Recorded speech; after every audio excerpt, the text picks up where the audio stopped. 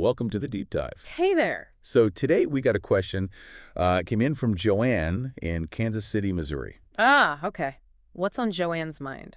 She's asking about making 100% pure tart cherry juice, specifically from concentrate.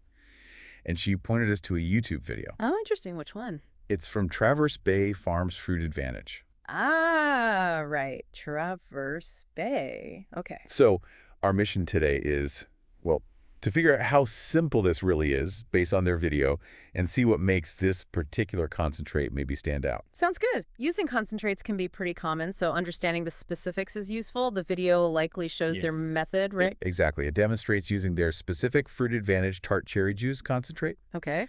And the video jumps right into the how-to, gives a very clear ratio. Which is? It's 2 tablespoons. They also say that's 1 ounce of the concentrate. Got it, 1 ounce. Mixed with 7 ounces of water. Okay, so a 1:7 ratio, concentrate to water. Pretty simple. Yeah, seems that way. And they claim this specific mix gives you a 100% pure glass of tart cherry juice. Right.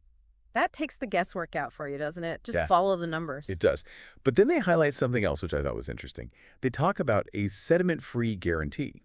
Oh, sediment-free. Yeah, and also a free flow guarantee. Okay. What do they mean by that exactly? In the video, I mean. Well, they explain, it means there shouldn't be any, gunk or buildup at the bottom of the concentrate bottle. Ah, okay. So it stays smooth and liquid, no settling. Right. And they actually show it. The presenter holds up a glass bottle of the stuff, turns it upside down, points to the bottom, and yeah, it looks completely clear. No visible particles. That's a pretty confident demonstration. It suggests maybe a very thorough filtration process on their end. You think? Could be.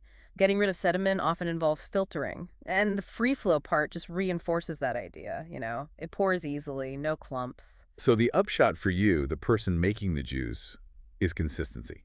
Exactly. It means every time you pour that ounce, you're getting just the concentrate, not like settled solids. Your juice should be clear. No floaties, as they say. Right. No residue, just pure juice, according to their claim. They also make a point about the packaging. It comes in a glass bottle. Ah, the glass versus plastic thing? Yeah.